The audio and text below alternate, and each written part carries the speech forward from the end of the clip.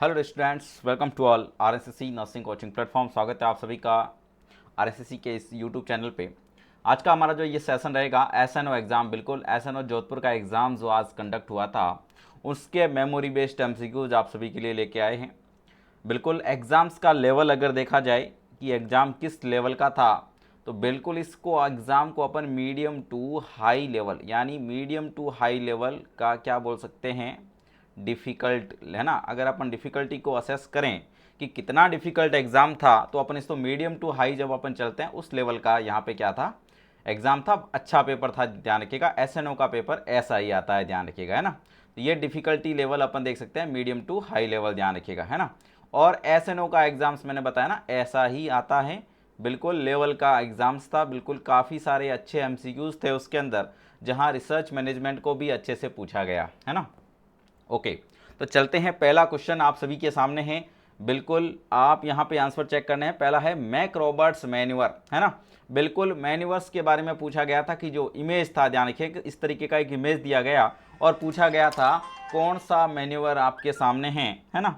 बिल्कुल इस मैन्यूअर्स के बारे में पूछा गया था कि कौन सा मैन्यूअर है, तो आप सभी का आंसर यहाँ पे क्या था, है ना। बिल्कुल इसके अलावा और भी ऑप्शंस थे जिसके अंदर आपका लो सेट मैन्यूअर्स, है ना, रूबिन्स मैन्यूअर, इस तरीके से। लेकिन right answer McRoberts manoeuvre होता क्या है। अब आपको एंटीरियर शोल्डर का क्या करना होता है, डिलीवरी करवाना होता है, ध्यान रखिएगा। एंटीरियर शोल्डर का डिलीवरी करवाना होता है, उस कंडीशन में आप यहाँ पे इस तरीके के मैन्यूअर का यूज करते हैं, ध्यान रखिएगा, है ना। तो एंटीरियर शोल्डर डिलीवरी के लिए यहाँ जो आप देख पा रहे हैं मैक रॉबर्ट्स मैन्यूअर। आगे बात करते हैं, एक और इमेज बेस्ड एमसीक्यू आप सभी के सामने था एनोफ्लीज मॉस्किटो के लार्वा का, ध्यान रखिएगा, है ना। बिल्कुल जो एनोफ्लीज, जो फीमेल एनोफ्लीज मॉस्किटो होता है उसके लार्वा का इमेज पूछा गया था कि किसका इमेज है ना। तो बिल्कुल ये इमेज आप सभी का किसका था, मॉस्किटो लार्वा का, है ना, एनोफ्लीज मॉस्किटो लार्वा का इमेज। उसके अलावा यहाँ पे और भी कई सारे इमेज बेस्ड एमसीक्यू बने हुए थे जो कि एसएनओज के एग्जाम्स के अंदर पहली बार पूछे गए हैं। अब देखिएगा, व्हेन पुटिंग एसपीसी, यहाँ एक क्वेश्चन था बड़ी बड़ी लैंग्वेज में दिया गया था कि व्हेन पुटिंग एसपीसी, यानी आप सुप्राप्यूबिक कैथेटर डालने जा रहे हैं, कौन सा कैथेटर आप यहाँ पे यूज करेंगे, है ना। तो बिल्कुल इस तरीके से 3-4 इमेजेज आपको दे रखा था कि फर्स्ट करेंगे, सेकंड करेंगे, थर्ड वन करेंगे, और एक और इमेज था, है ना, जो रिलेवेंट नहीं। तो यहाँ पे इस तरीके के इमेज थे। यहाँ अपन मेलिकोट कैथेटर होता है, ध्यान रखिएगा, है ना। मेलिकोट कैथेटर जो होता है इसको अपन क्या कर सकते हैं, यूज कर सकते हैं, ध्यान रखिएगा, है ना। तो ये इमेज आप वहाँ पे चूज करना था कि इसको अपन एज ए एसपीसी कैथेटर अपन क्या कर सकते हैं, यूज कर सकते हैं, ध्यान रखना, ठीक है ना। बिल्कुल, तो ये आपको अच्छे से ध्यान रखना है। ओके, ये आपका राइट आंसर बना था मेलिकोट, यानी जो फर्स्ट वन ऑप्शन जो ऑप्शन के अकॉर्डिंग था उसको चूज करना था, ठीक है। ओके, तो इसको अपन सुप्राप्यूबिक कैथेटर की जगह यूज ले सकते हैं, ध्यान रखिएगा। सुप्राप्यूबिक कैथेटर पुट करने के लिए मेलिकोट कैथेटर का यूज किया जा सकता है, ठीक है ना।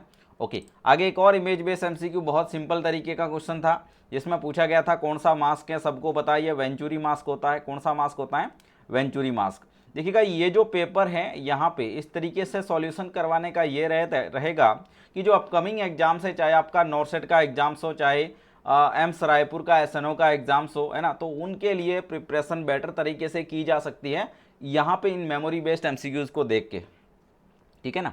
तो बिल्कुल सॉल्यूशंस एक अच्छे तरीके से करवाना सही रहता है ना। बिल्कुल जल्दबाजी में अगर अपन आंसर्स बता दें, है ना, बिल्कुल उसका कोई इतना मतलब नहीं रहता। वो एट ए डे, जो दिन है उसी दिन का वैसा रह जाएगा। लेकिन जो अपकमिंग सेशन, जो अपकमिंग एग्जाम्स आने वाले हैं, फिर उनके लिए इतना हेल्पफुल नहीं रहेगा। तो इसलिए हमारी तरफ से बेटर एक्सप्लेनेशन रहेगा इन सब के रिगार्डिंग, ताकि आपको आने वाले एग्जाम्स में भी हेल्प मिल सके। आगे देखिएगा, नेक्स्ट एमसीक्यू की बात करते हैं। एक और क्वेश्चन आया था जो बहुत सारे कैंडिडेट्स ने यहाँ पे रॉन्ग किया है ना। बिल्कुल ये आरएनसीसी की टेस्ट सीरीज से डायरेक्टली बना हुआ। अभी जिन्होंने रिसेंटली हमारे यूपीओएमएस और एसएनओ के एग्जाम्स दिए थे, है ना, जो 2 कंटिन्यू वीकली हमारे टेस्ट थे, उसमें ये इमेज बिल्कुल पुट किया गया था और बिल्कुल डिट्टो क्वेश्चंस बना है ना। बिल्कुल टेस्ट सीरीज से बना हुआ क्वेश्चंस डायरेक्टली जिन्होंने पेपर दिया है उन्होंने इसको गलत नहीं किया होगा। याद रखिएगा, जो अगर आप ऑटोस्कोप देखते हैं, ध्यान रखें, ऑटोस्कोप में हमेशा आपको इस तरीके का क्या मिलेगा, वहाँ पे इस तरीके का स्कोप मिलेगा और उसके बाद में इस तरीके से रहेगा, ध्यान रखिएगा, है ना। यानी जो ये जो आपका इस तरीके से ट्राइंगल जैसा बना हुआ आपको कहाँ मिलेगा, ऑटोस्कोप के अंदर, जबकि ऑप्थेल्मोस्कोप में ऐसा नहीं होता है ना। ऑप्थेल्मोस्कोप में आपको इस तरीके का इमेज रहेगा, ठीक है ना। चलेगा, बहुत बढ़िया। आगे देखते हैं, नेक्स्ट देखो ये फीमेल कंडोम्स है ना, एक कैथर यहाँ पे पूछा गया था फीमेल कंडोम के बारे में, तो ये जो इमेज बना था किसका है, फीमेल कंडोम का, ठीक है ना। ओके, कॉन्ट्रासेप्शन से बना हुआ क्वेश्चंस। नेक्स्ट देखिएगा एक कई सारे 2 क्वेश्चंस आपको इस तरीके से, मॉर्फोलॉजी पूछा गया था माइक्रोस्कोपिक की, कौन सा बैक्टीरिया कैसा दिखाई देता है ना, बिल्कुल वहां पे अलग अलग जो इमेजेस की स्लाइड दिखाई गई थी और उसमें पूछा गया था कौन सा बैक्टीरिया कैसा है ना, बिल्कुल। तो वो आप यहाँ पे आइडेंटिफाई कर सकते थे कि वहाँ पे क्या, एक तो स्टाफाइलोकोकस के बारे में पूछा गया था, डायरेक्टली मैं आपको बता देना चाहता हूँ, उन्होंने पूछा था स्टाफाइलोकोकाई बैक्टीरिया है उसका इमेज कौन सा है, तो उसमें से आपको सेलेक्ट करना था, है ना, बिल्कुल। तो स्टाफाइलोकोकाई मोस्टली क्लस्टर में इस तरीके से रहते हैं, ध्यान रखिएगा। स्ट्रेप्टोकोकस होते हैं वो इस तरीके से क्लस्टर बनाते हैं, है ना, बिल्कुल। उसके बाद में स्ट्रेप्टोकोकस न्यूमोनिया जो फर्दर सेपरेट इस तरीके से बनाते हैं। उसके अलावा यहाँ पे बेसिलस सीरियस है कैसे बनाएगा, इकोलाई कैसा होता है देखिएगा, साल्मोनेला और इकोलाई। विब्रियो कोलेरी देखो कॉमा लाइक बैक्टीरिया जो होता है, क्लेब्सेला इस तरीके का रहेगा। ये अपकमिंग एग्जाम्स के अंदर बन सकते हैं, इसलिए इनकी मॉर्फोलॉजी जरूर याद रखें, बिल्कुल। माइक्रोस्कोपिक जो इनका स्ट्रक्चर होता है वो याद रखना बहुत ज़्यादा जरूरी है ना। ओके, तो ये अपकमिंग एग्जाम्स के लिए भी आप याद रख सकते हैं, जो नए स्टूडेंट्स जो हमें देख पा रहे हैं। आगे देखिएगा नेक्स्ट देखिएगा, नेक्स्ट क्वेश्चन पूछा गया था माइकोबैक्टीरियम ट्यूबरकुलाई जो होता है उसके लिए स्टेनिंग कौन सी लेते हैं, सबको पता है ZN स्टेनिंग, तो ये क्वेश्चन भी बना था एग्जाम्स के अंदर, ZN स्टेनिंग अपन यूज में लेते हैं माइक्रोबैक्टीरियम ट्यूबरकुलाई के लिए, ध्यान रखिएगा। और ZN स्टेनिंग इस तरीके का होता है, ध्यान रखिएगा, है ना, झील नेल्सन स्टेनिंग, ठीक है। ओके, आगे बढ़ते हैं। नेक्स्ट क्वेश्चन एक पूछा गया था beta thalassaemia is also known as that we can say Cooley's anaemia, है ना, तो बीटा थैलीसीमिया को और किस नाम से जानते हैं अपन, कूलीज एनीमिया के नाम से जानते हैं, बिल्कुल। ये भी क्वेश्चन बना था। आगे देखिएगा नेक्स्ट है फॉर एग्जामिनेशन और assessment of a patient the tray contain except, देखो जब यहाँ पे ये क्वेश्चन पूछा गया था कि एक ट्रे प्रिपेयर कर रहे हैं किसी पेशेंट का एग्जामिनेशन असेसमेंट करने के लिए, है ना, यानी कि आपको वही TPR BP लेना होता है उस पेशेंट्स का, है ना, तो उस ट्रे के अंदर क्या रखेंगे, एक चीज नहीं होगी, स्टेथोस्कोप, स्पाइग्नोमेनोमीटर, फंडोस्कोप या थर्मोमीटर। आप सभी को पता है स्टेथोस्कोप रखा जाएगा, स्पिग्नोमेनोमीटर रखा जाएगा, थर्मोमीटर। फंडोस्कोप का काम यहाँ नहीं है क्योंकि यहाँ कोई फंडस का एग्जामिनेशन डायरेक्टली आप नहीं कर रहे, है ना, तो C एक्सेप्शन में था, ध्यान रखिएगा। चलिएगा आगे बढ़ते हैं। नेक्स्ट MCQ आप सभी के सामने। नेक्स्ट क्वेश्चन है 30 year patient for year drop instillation, बिल्कुल बहुत ही कॉमन क्वेश्चन है, लेकिन इसमें भी कई सारे हमारे कैंडिडेट्स क्या हो गए, कंफ्यूज हो गए। बिल्कुल देखिएगा 3 ईयर यहाँ पे 30 ईयर है सॉरी, तो एडल्ट के अंदर अगर मैं बात करूंगा तो याद रखिएगा हमेशा पिन्ना को पुल अप किया जाता है, ध्यान रखिएगा, है ना, पिन्ना को किया जाएगा न कि ट्रेगस को। कई सारे ट्रेगस को करके आ गए, ये गलत है, ध्यान रखिएगा। Pinna, pull the pinna up and backward, है ना, एडल्ट होता है तब अपन क्या करते हैं, अप एंड बैकवर्ड। तो अप एंड बैकवर्ड किसको करते हैं, याद रखें, ये हर एग्जाम का क्वेश्चन है, ध्यान रखिएगा, हर एग्जाम्स का क्वेश्चन है, पिन्ना को करते हैं न कि ट्रेगस को, ध्यान रखना, बहुत कंफ्यूजिंग क्वेश्चन है और हर एग्जाम्स के अंदर बनता रहता है।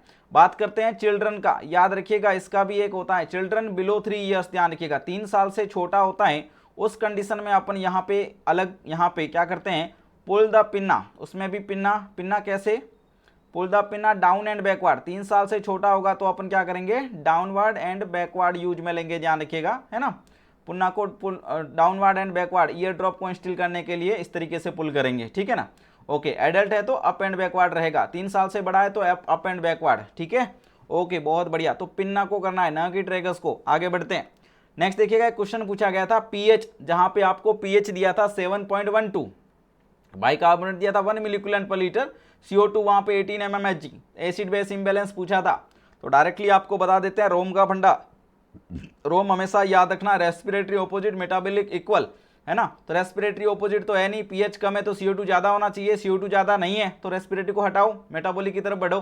मेटाबॉलिक में होता है पीएच कम है तो आपका बाइकार्बोनेट भी क्या रहेगा, बाइकार्बोनेट भी कम रहेगा, तो बाइकार्बोनेट कम है कि नहीं है, बिल्कुल है, तो कंडीशन क्या बनी है, मेटाबॉलिक की, और एसिडोसिस बनेगा, ध्यान रखिएगा, तो मेटाबॉलिक एसिडोसिस हो गया, है ना, तो फाइंड आउट इतना ही करना था, इससे ज्यादा की रामायण उसने पूछी नहीं थी, तो मेटाबॉलिक एसिडोसिस है, सीधा सीधा फाइंड आउट किया, आगे बढ़े, तो बिल्कुल यही पीएच को आपको देख के आगे बढ़ना है। नेक्स्ट देखिएगा, नेक्स्ट पूछा गया था mid upper arm circumference is below 11 centimetre, category of mall nutrition, है ना, कि MUSC में आपका बिलो 11 सेंटीमीटर आ रहा है, कैटेगरी माल न्यूट्रिशन क्या रहेगा, एक्यूट माल न्यूट्रिशन, मॉडरेट, सीवियर एक्यूट या नो माल न्यूट्रिशन। तो आपको बता देना चाहते हैं कैटेगरीज की बात करें, एक होता है सैम, एक होता है मैम, है ना। तो सैम मतलब सीवियर एक्यूट माल न्यूट्रिशन, याद रखिएगा सीवियर एक्यूट माल न्यूट्रिशन यानी कि बिलो 11 सेंटीमीटर अगर मिड अपर आर्म सर्कम्फ्रेंस आ रहा है 1 to 5 ईयर्स के बच्चे के अंदर, इसका मतलब बच्चा किस में है, बच्चा यहाँ माल न्यूट्रिशन का शिकार है, और वो भी कैसा, सीवियर एक्यूट टाइप का माल न्यूट्रिशन, याद रखिएगा। तो राइट आंसर बन गया सीवियर एक्यूट माल न्यूट्रिशन। मैम यानी मॉडरेट एक्यूट माल न्यूट्रिशन, कहाँ से कहाँ तक, ये जो होता है 11 से लेके 12.5 तक होता है, ध्यान रखिएगा मॉडरेट, है ना। बिल्कुल, इस सेम के लिए क्या जो कलर कोड यूज लेते हैं that we can say red, है ना। मैम के लिए क्या लेंगे, येलो, है ना, सॉरी ऑरेंज कलर का, यहाँ पे क्या लेंगे ऑरेंज।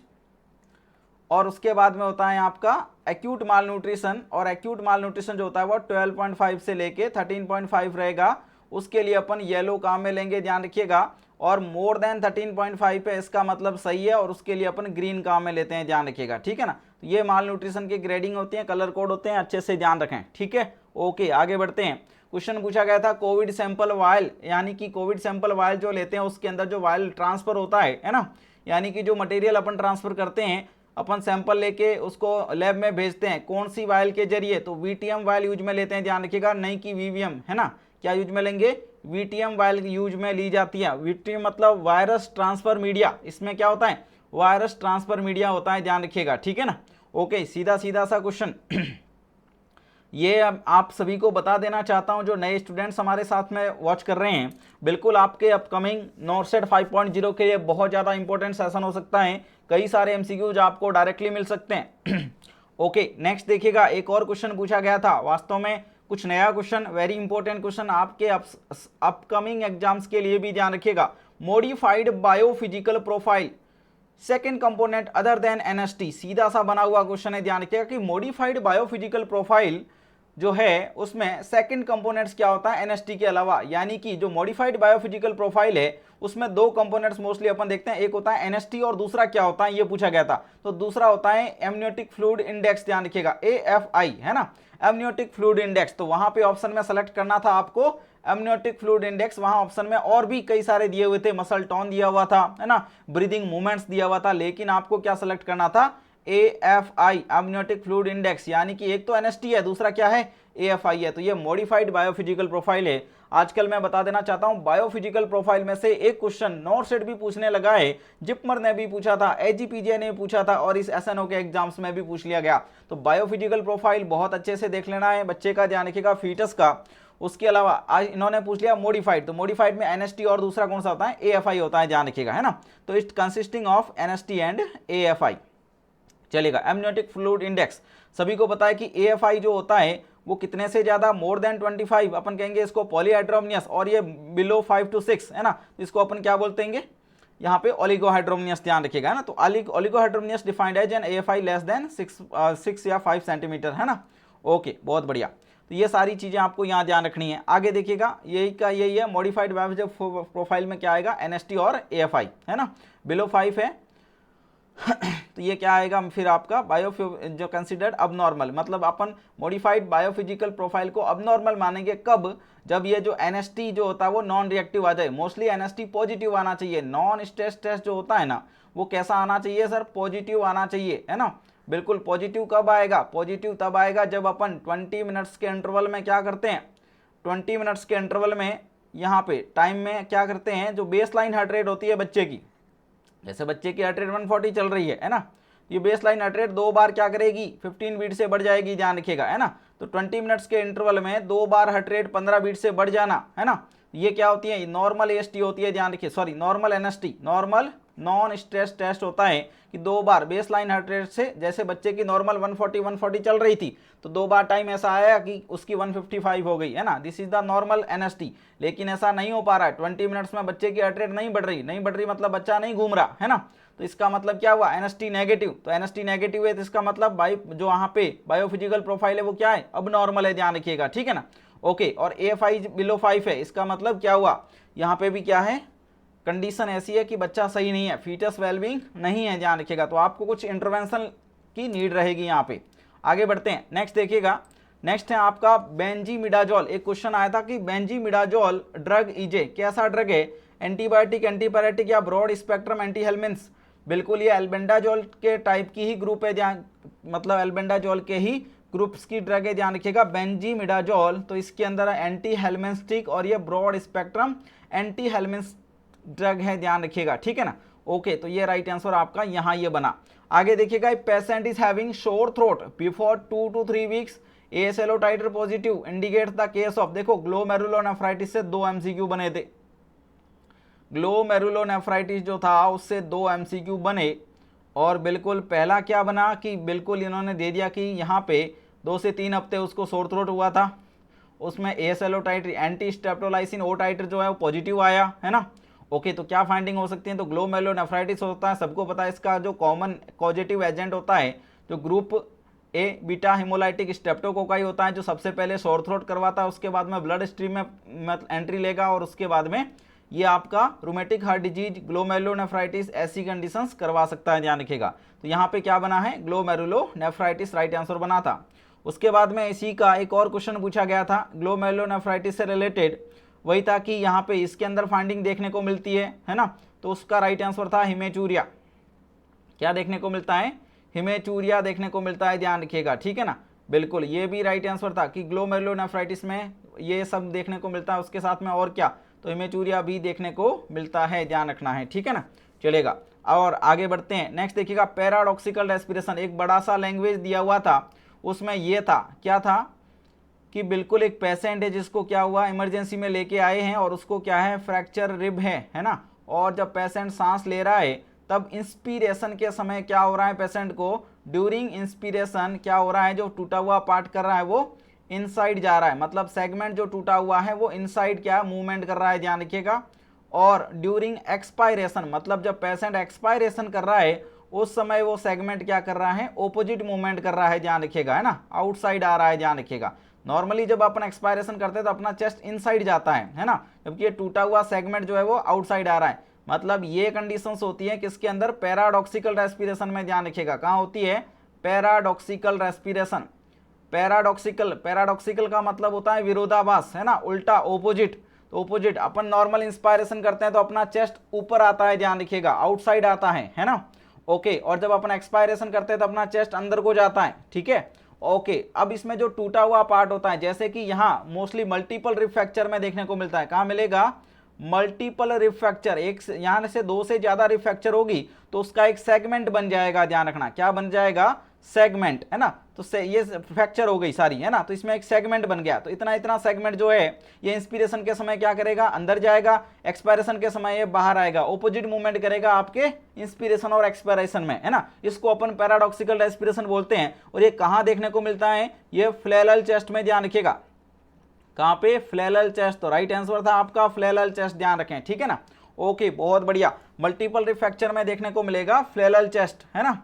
ओके आगे बढ़ते हैं, और ये बिल्कुल बहुत अच्छे तरीके से बताया जाता है हमारे RNCC के प्लेटफॉर्म पे, ध्यान रखिएगा, ट्रॉमा बहुत बढ़िया से पढ़ाया हुआ है, ट्रॉमा का कोई क्वेश्चन जो हमारा RNCCN हमसे पढ़ लेगा वो कभी गलत नहीं करता, ध्यान रखें, है ना। ओके, बहुत बढ़िया, आगे देखिएगा, नेक्स्ट है GCS MCQ। GCS का MCQ पूछा गया था, पेनफुल स्टिमुलाई, है ना, पेनफुल स्टिमुलाई से क्या कर रहा था, आई ओपनिंग कर रहा था, पेनफुल स्टिमुलाई से आई ओपनिंग कर रहा था, ये क्या है, तो पेनफुल स्टिमुलाई से आई ओपनिंग करना यानी कि इसको 2 नंबर देना, है ना। इनकॉम्प्रिहेंसिव साउंड था पेशेंट को। अब आपको पता है कि जो वर्बल को अपन मोस्टली वर्बल में 5 मार्क्स अपन देते हैं, जिसमें 4th मतलब जो कंफ्यूज होता है, और 3 किसको देंगे, जिसके इनअप्रोप्रिएट वर्ड्स होते हैं, और जिसमें इनकॉम्प्रिहेंसिव साउंड होता है उसको अपन 2 नंबर देते हैं। नेक्स्ट है लोकलाइज्ड पेनफुल स्टिमुलाई, है ना, एट दी साइट, इस तरीके का एक लैंग्वेज लिखा हुआ था, ध्यान रखें। तो आप सभी को बता देना चाहता हूं, जो M होता है ना, मोटर जो होता है उसको नंबर दिए कितने जाते हैं, टोटल नंबर 6 होता है, जिसमें 6 यानी ओबे कमांड, वो कमांड को फॉलो कर रहा है। 5 का मतलब होता है localise pain, localise painful stimuli, यहाँ पे लोकलाइज पेनफुल स्टिमुलाई से क्या करना, वो एक्ट करता है, ध्यान रखिएगा। अब एक्ट क्या है, लोकलाइज पेनफुल स्टिमुलाई का एक्ट, जैसे कि क्या हुआ, आपने यहाँ पे पेशेंट का GCS देखने के लिए पेशेंट को पेन दिया, आपने पेन कहाँ दिया पेशेंट को, इसकी जो ऑर्बिट थी, है ना, बिल्कुल आंखों के ऊपर वाला जो पार्ट था वहां पे आपने इसको क्या दिया, पेन दिया पेशेंट को, ठीक है ना, यहाँ पे प्रेस किया। तो यहाँ पे ये देखा जाता है कि अब ये जो पेशेंट है ना, ये जो पेशेंट है ये अपना हैंड उठा के, आप जो पेन दे रहे हो उस पेन के यहाँ हैंड को आपके हाथ तक पहुंचा पा रहा है, ध्यान रखिएगा, आपके हाथ को हटाना चाहता है वो, है ना, इसलिए आपके हाथ तक वो पहुंचा पा रहा है, ध्यान रखिएगा। तो अगर हाथ तक पहुंच जाएगा, है ना, इस लोकलाइज पेन स्टिमुलाई एक्ट, है ना, आप मतलब एक्शन कर रहा है, ध्यान रखिएगा, हाथ तक पहुंच जाएगा, है ना, तो ये तो क्या हो गया आपका लोकलाइज पेन फुल स्टिमुलाई से, तो इसको अपन 5 नंबर दे देंगे। एक होता है 4 नंबर जिसमें अपन फ्लैक्शन विड्रॉवल बोलते हैं, क्या बोलते हैं, फ्लैक्शन विड्रॉवल, मतलब इसके अंदर उसको इतना मोटर एक्टिविटी नहीं है, मतलब इतना मोटर पावर नहीं है कि आप पेनफुल स्टिमुलाई दिया लेकिन वो अपने हाथ को ऊपर कर रहा है लेकिन आपके हाथ तक नहीं पहुंच पा रहा है, ध्यान रखिएगा, उसका हाथ सिर्फ फ्लैक्शन में आया है लेकिन आपके हाथ को नहीं हटा पा रहा है ना। अगर हटा पा रहा है या हटाने के लिए आ चुका है उसका हैंड आपके हाथ तक, तब तो इसको 5 नंबर देंगे। फ्लैक्शन विड्रॉवल की बात करें, इसका मतलब वो हाथ आपने पेनफुल स्टिमुलाई दे रहे थे, उसका हाथ को हटाने के लिए हाथ ऊपर कर रहा था लेकिन पूरे तक नहीं पहुंच पाया क्योंकि मोटर पावर नहीं है, ध्यान रखिएगा, है ना, तो इसको फ्लैक्शन विड्रॉवल में अपन काउंट करते हैं, ध्यान रखिएगा, तो फ्लैक्शन विड्रॉवल नहीं है तो इसमें 5 नंबर दे देंगे। तो यहाँ पे जीसीएस कितना बना है, जीसीएस बनेगा 9, ध्यान रखिएगा, जीसीएस कितना बना 9, ठीक है ना, चलेगा, बहुत बढ़िया। उसके बाद में 3 किसको देंगे साहब, 3 देंगे जो क्या है,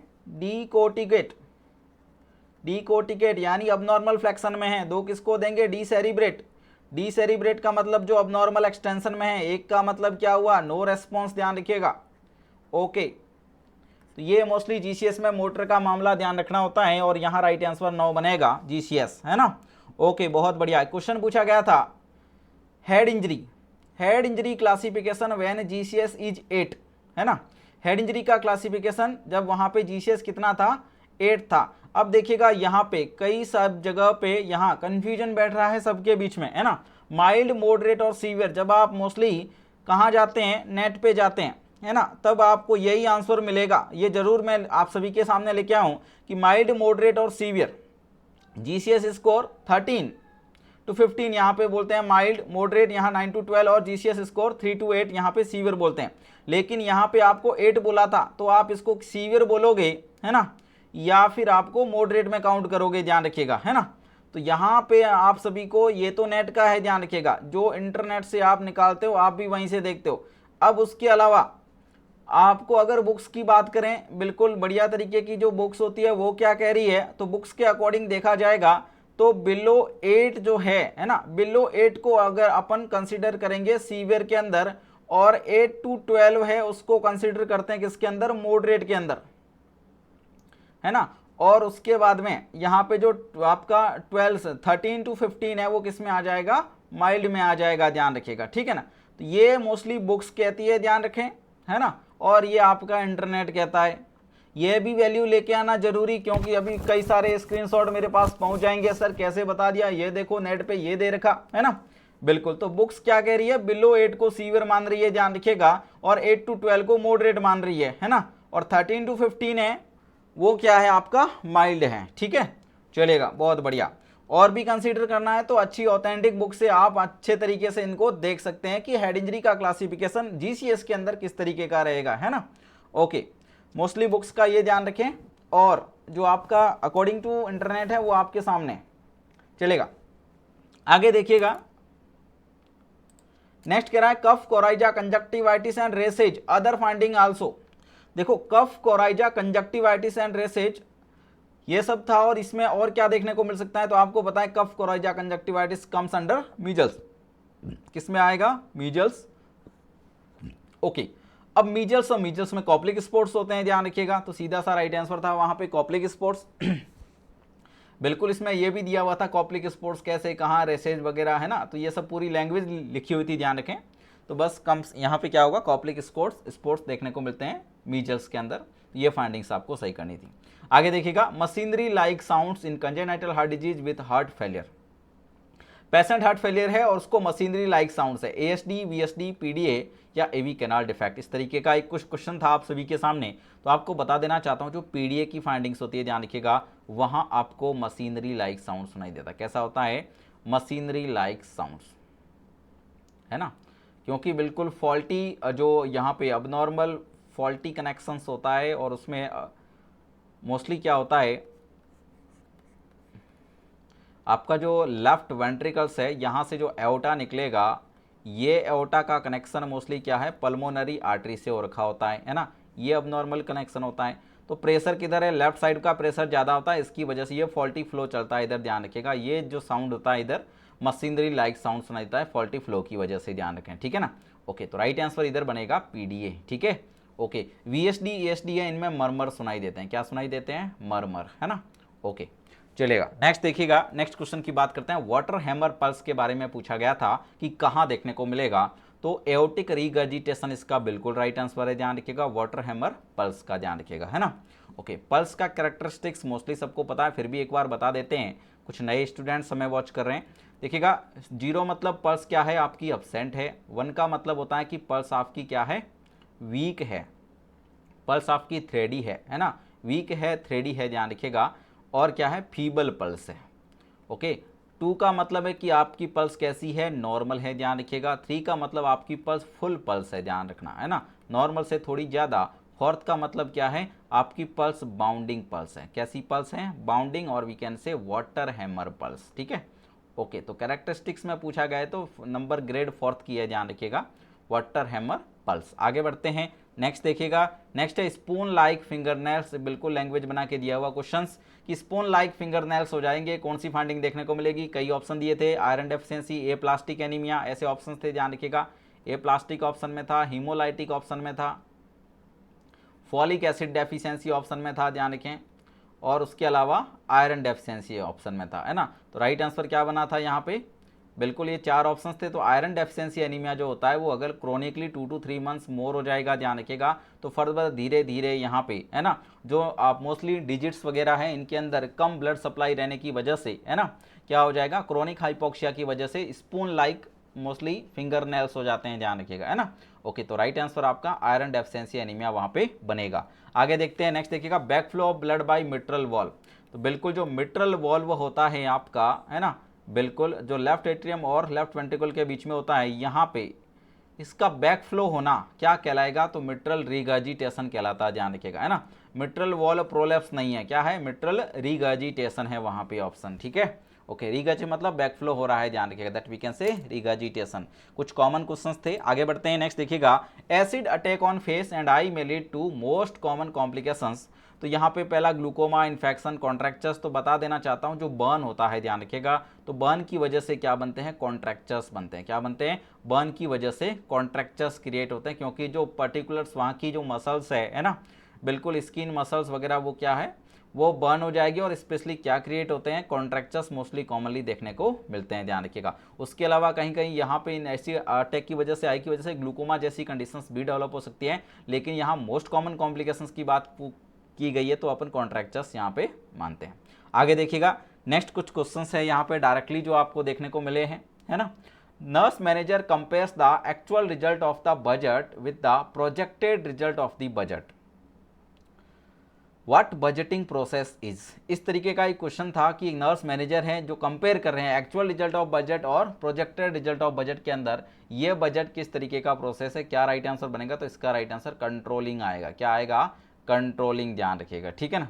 ओके, तो ये एक आपको यहाँ पे एक और क्वेश्चन ध्यान रखना है। आगे बढ़ते हैं, नेक्स्ट क्वेश्चन देखिएगा, नेक्स्ट था the nurse manager need to buy 6 new hospital beds for new unit. सीधे क्वेश्चंस बने हैं, तो कुछ इंटरनेट के एमसीक्यू जो ध्यान रखिएगा जो डायरेक्टली एग्जाम्स के अंदर बने। The nurse manager need to buy 6 new beds for hospital, what type of budget will use for this expenditure. तो ऐसे जो बेड्स आप परचेज कर रहे हैं इसके लिए कौन सा एक्सपेंडिचर यूज में लेते हैं, तो मोस्टली कैपिटल बजट, मतलब हॉस्पिटल का अगर सामान आपको खरीदना है ना, तो उसके लिए मोस्टली जो कैपिटल बजट होता है उसमें से खर्च किया जाता है ना।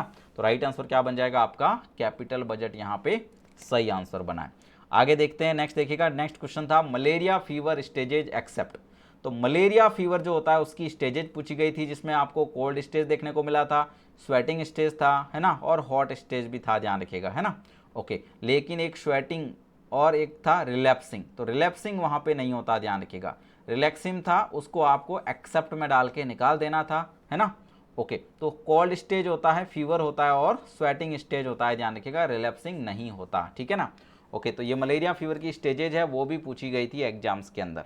आगे बढ़ते हैं, नेक्स्ट देखिएगा एक और क्वेश्चन पूछा गया था, वो क्या है, क्वेश्चन था केस कंट्रोल स्टडी का, है ना, किसका था, केस कंट्रोल स्टडी का एक एमसीक्यू था, जिसमें इस तरीके का आपको बिल्कुल पिक्चर दे रखा था और पिक्चर में पूछा गया था कि क्या है, तो design of case control study, जिसमें डायरेक्शन ऑफ इंक्वायरी यहाँ पे इस तरीके का एरो दिखा गया था पीछे की तरफ, और यहाँ पे एक्सपोज नॉट एक्सपोज केसेस और एक्सपोज नॉट एक्सपोज कंट्रोल करके था, तो इसकी किसका था, केस कंट्रोल स्टडी का इमेज आप सभी के सामने, ठीक है ना। ओके, आगे बढ़ते हैं, क्वेश्चन था डाउन सिंड्रोम, डाउन सिंड्रोम यानी कि ट्राइसोमी किसका हो गया 21 का। अब डाउन सिंड्रोम से 2 एमसीक्यू आए थे, नेक्स्ट एमसीक्यू क्या था, नेक्स्ट एमसीक्यू था कि डाउन सिंड्रोम के अंदर जो ब्रैकीसिफेली देखने को मिलता है, तो ब्रैकीसिफेली देखने को मिलता है जो इसमें जो हेड होता है, हेड का जो पिछला पोर्शन होता है वो कैसा होता है, उसने कहा था राउंड होता है, ओवल होता है ना, कैसा, तो मोस्टली फ्लैट होता है, ध्यान रखिएगा कैसा होता है, फ्लैट। तो फ्लैट वाला जो ऑप्शन था वो आपका राइट आंसर है ना। डाउन सिंड्रोम में जो ब्रैकीसिफेली देखने को मिलता है उसमें जो हेड जो होता है कैसा होता है, पीछे से फ्लैट होता है, ये आपको ध्यान में रखना है। ओके, बहुत बढ़िया, है ना। ओके, नेक्स्ट देखिएगा, नेक्स्ट क्वेश्चन था आपका इंडक्टिव मेथड इज, है ना, इंडक्टिव मेथड के बारे में पूछा गया था और आपको ऑप्शन में इस तरीके से दिए थे कि इंडक्टिव मेथड कौन सा रहेगा, तो पहला है all diabetic patients to single patients, यहाँ पे आपको देखते हैं एक होता है डेडक्टिव, एक होता है इंडक्टिव, ध्यान रखिएगा। डेडक्टिव जो होता है वो मोस्टली कैसे चलता है, वो चलता है जनरल टू स्पेसिफिक, कैसे चलता है, जनरल टू स्पेसिफिक, है ना। और आपका जो इंडक्टिव मेथड होता है, सीधा सीधा सा याद रखना है, इंडक्टिव मेथड ये कैसे चलेगा, ये चलेगा स्पेसिफिक टू जनरल, कैसे चलेगा, स्पेसिफिक टू जनरल। तो राइट आंसर आपका क्या बना, इंडक्टिव की बात करें तो इंडक्टिव आपका स्पेसिफिक टू जनरल, स्पेसिफिक क्या रहेगा, तो स्पेसिफिक सिंगल डायबिटिक पेशेंट से लेके ऑल डायबिटिक पेशेंट, तो ये जो राइट आंसर यानी कि स्पेसिफिक हो गया सिंगल वन और से जनरल यानी ऑल डायबिटिक पेशेंट, तो single diabetic patient to all diabetic patient आपका राइट आंसर बनेगा, that we can say inductive method, है ना। ओके, नेक्स्ट देखिएगा एक और क्वेश्चन था, स्टूडेंट्स आर इन बस, student has nose bleed, intervention is, student कहाँ थे सर, बस में थे और क्या हो गया, उनको नोज ब्लीड होने लग गया, क्या इंटरवेंशन करोगे, सबको पता है कि पिंच कर दोगे क्या नोज को, और क्या करोगे, पेशेंट को लीन फॉरवर्ड करोगे, आगे की तरफ झुका दोगे, ध्यान रखिएगा, है ना। तो ये एक बढ़िया स्ट्रेटजी होता है किसके लिए, ब्लीडिंग स्टॉप करने का, ध्यान रखिएगा। तो pinch the nose and lean forward, इससे एस्पिरेशन भी नहीं होगा और ब्लीडिंग भी स्टॉप हो जाएगी, ध्यान रखिएगा, है ना। ओके, तो ये सारी चीज़ें यहाँ पे पूछी गई थी एग्जाम्स के अंदर, और भी कई सारे एमसीक्यू हैं, अपन कंटिन्यू करते हैं ठीक है ना। ओके, नेक्स्ट क्वेश्चन की अपन बात करते हैं।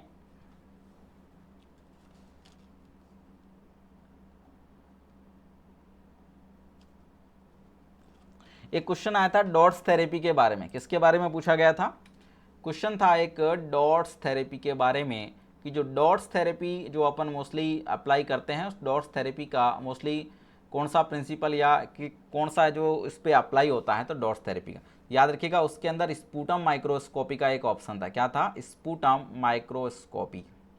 तो स्पूटम माइक्रोस्कोपी जो है उसको देखते अपन केस को फाइंड आउट करते हैं, ध्यान रखिएगा। इसके अंदर ये वहाँ राइट आंसर था, ध्यान रखिएगा, डॉट्स थेरेपी का जो एमसीक्यू बना था उसके अंदर, ध्यान रखिएगा, है ना। ओके, नेक्स्ट देखिएगा एक और क्वेश्चन आप सभी के सामने था, उसमें यह था कि मोर देन 20 सेंटीमीटर का क्या हो रखा है, स्पिलेज हो रखा है, यानी कि ब्लड स्पिलेज हो रखा है, ध्यान रखें, है ना, बिल्कुल। इसके लिए आप वहाँ पे कौन सा सॉल्यूशन काम में लेंगे, है ना, कौन सा सॉल्यूशन एंड डाइल्यूशन आपको क्या करना है, काम में लेना रहेगा। ऑप्शन देखिएगा, ऑप्शन आप सभी के सामने था कि 1:10 आप ब्लीचिंग यहाँ पे काम में लेंगे, bleaching powder.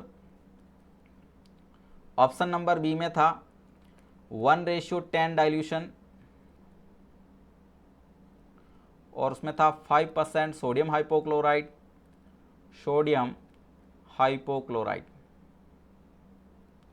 Option number C जो था उसमें 1:100 डाइल्यूशन, और उसमें था 5% सोडियम हाइपोक्लोराइड। तो राइट आंसर आपका बता देते हैं, बी जाएगा 1:10 डाइल्यूशन और 5% सोडियम हाइपोक्लोराइड, ये आपका राइट आंसर बनेगा।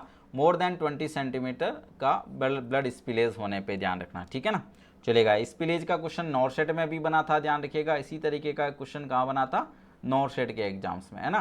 तो मोस्टली मैंने बताया था, मोस्टली क्वेश्चंस के क्या चलते हैं, ट्रेंड्स चलते हैं, ध्यान रखिएगा कि किस तरीके के क्वेश्चंस आ रहे होते हैं। इसलिए कोई भी रिसेंटली जो एग्जाम्स होता है हम हमेशा उसके पेपर को जरूर वॉच करना चाहिए, जरूर देखना चाहिए कि वास्तव में अभी रिसेंटली कैसे क्वेश्चंस पूछे जा रहे हैं। बहुत बढ़िया। आगे देखिएगा, नेक्स्ट क्वेश्चन था, क्वेश्चन पूछा गया था एनाफाइलैक्टिक शॉक के बारे में। किसके बारे में? Anaphylactic shock. ये एनाफाइलैक्टिक शॉक जो होता है उसका डीओसी क्या होता है? Drug of choice. याद रखिएगा डीओसी एनाफाइलैक्टिक शॉक का क्या है? एपिनेफ्रिन है ना। तो एपिनेफ्रिन को अपन क्या बोलते हैं? ड्रग ऑफ चॉइस बोलते हैं, ध्यान रखिएगा, एनाफाइलैक्टिक शॉक का। उसके बाद में एक और क्वेश्चन था एनाफाइलैक्टिक शॉक के ऊपर कि जो एनाफाइलैक्टिक शॉक है किसी पेशेंट को, तो इस एनाफाइलैक्टिक शॉक के अंदर अपन पोजीशन क्या देंगे? क्या हुआ? पोजीशन क्या दी जाएगी? ऑप्शन नंबर ए में था कि अपन पेशेंट को क्या करेंगे? ट्रेंडलेनबर्ग पोजीशन देंगे। ऑप्शन बी में था कि पेशेंट को सुपाइन विथ लेग एलिवेशन करेंगे। ऑप्शन नंबर सी में था कि पेशेंट को फॉलर हाई फॉलर पोजीशन करेंगे, हाई फॉलर पोजीशन। तो राइट आंसर क्या बनेगा? मोस्टली इसके अंदर अपन सुपाइन विथ लेग एलिवेशन, तो कोई भी शॉक हो, ध्यान रखिएगा, है ना, तो शॉक की कंडीशन के अंदर mostly upon supine with leg elevation का काम करते हैं। कोई भी, जैसे अपने एनाफाइलैक्टिक शॉक की बात करें तो एनाफाइलैक्सिस में होता क्या है?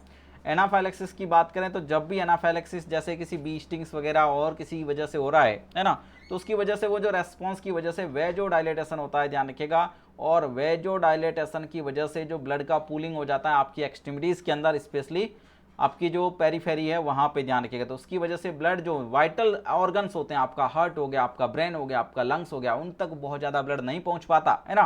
तो आपका क्या रहेगा? आप वहाँ लेग का एलिवेशन करेंगे जिससे लेग का जो ब्लड है वहाँ पे वाइटल ऑर्गन की तरफ जा सके, ध्यान रखिएगा। तो इसलिए एनाफाइलैक्टिक के अंदर सुपाइन विथ लेग एलिवेशन का पोजिशन यहाँ पे राइट आंसर होगा, ध्यान रखिएगा, ठीक है।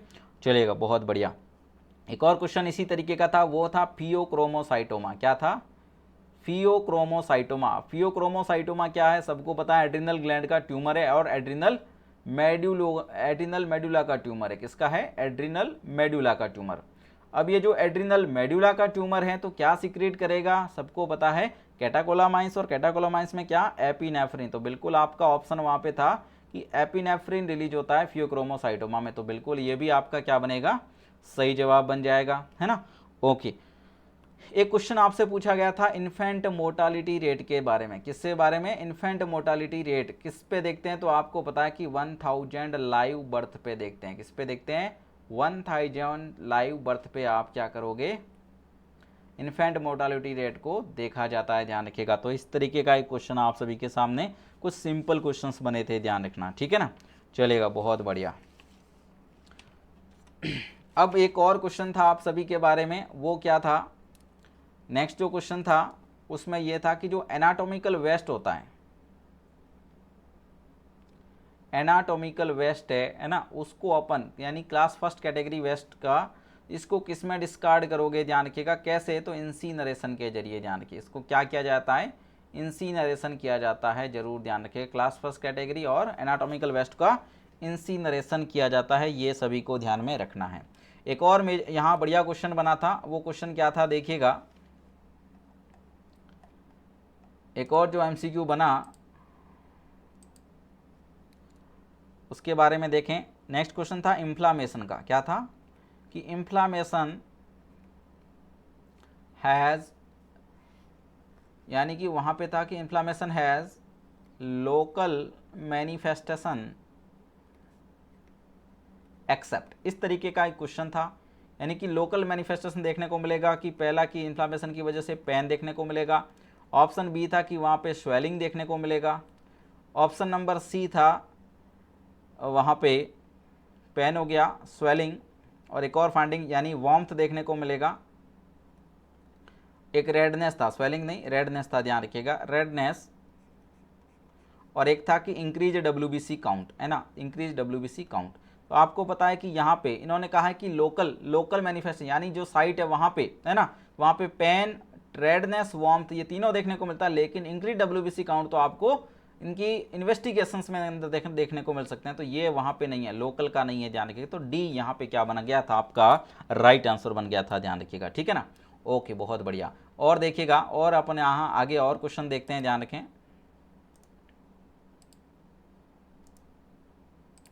नेक्स्ट जो क्वेश्चन है,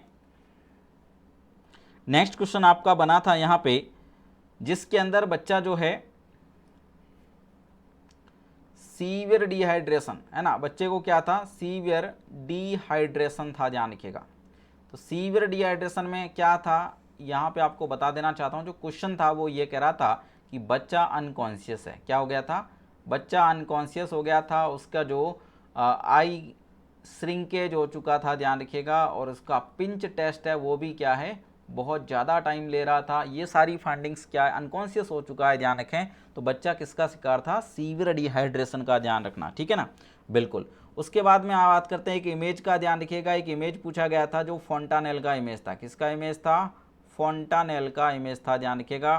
तो बिल्कुल जहाँ पे इस तरीके से आपको फोंटानेल्स दिखाए गए थे, है ना, बिल्कुल जहाँ पे आपको पूछा गया था कि ये वाला फोंटानेल कौन सा है ना, इधर का जो फोंटानेल आपको बताया गया था, डायमंड शेप का फोंटानेल जो होता है, इसके बारे में पूछा गया था, that we can say anterior fontanelle, है ना। तो इमेज पूछा गया था किसका, एंटीरियर फोंटानेल का इमेज पूछा गया था, ध्यान रखिएगा, ठीक है, चलेगा, बहुत बढ़िया। ये और फाइंडिंग्स आपको ध्यान रखनी है। उसके बाद में एक और क्वेश्चंस की बात करते हैं। नेक्स्ट क्वेश्चन है आपका कैल्केनियस फ्रैक्चर का, ध्यान रखिएगा। जो पूछा गया था कि कौन सा एक बोन होता है ना, कौन सा एक बोन है जो मोस्ट कॉमन है टेलस बोन के अंदर, यानी टार्सल बोन जो होती है, ध्यान रखिएगा, जो आपके मोस्टली फुट के अंदर प्रेजेंट होती है, टार्सल बोन, सारी 9 बोन, उनमें से मोस्ट कॉमन जो फ्रैक्चर किसका देखने को मिलता है, नेविकुलर का या क्यूबॉइड का, है ना। तो calcaneus fracture is the most common type of fracture, है ना। कैल्केनियस फ्रैक्चर होता है वो कैसा है, मोस्ट कॉमन टाइप का फ्रैक्चर है, ध्यान रखिएगा, है ना। ओके, तो ये सारे के सारे क्वेश्चंस, लगभग 50 के अराउंड क्वेश्चंस हमने यहाँ पे सॉल्व कर लिए हैं, ध्यान रखिएगा। ये हमारा पार्ट फर्स्ट है, पार्ट सेकंड बहुत जल्दी आएगा, ध्यान रखिएगा, है ना। तो ये 50 के अराउंड एमसीक्यूज हमने यहाँ पे देख लिए हैं। बिल्कुल आप अपना आंसर्स देख सकते हैं कि किस किस तरीके से यहाँ आप सभी ने जो अपना पेपर किया है, और आप अपने पेपर का एनालिसिस कर सकते हैं यहाँ पे। और बहुत बहुत शुभकामनाएं आप सभी को आपके रिजल्ट्स के लिए, बढ़िया रिजल्ट्स के लिए। मिलते हैं नेक्स्ट वीडियो के अंदर। Thank you so much all.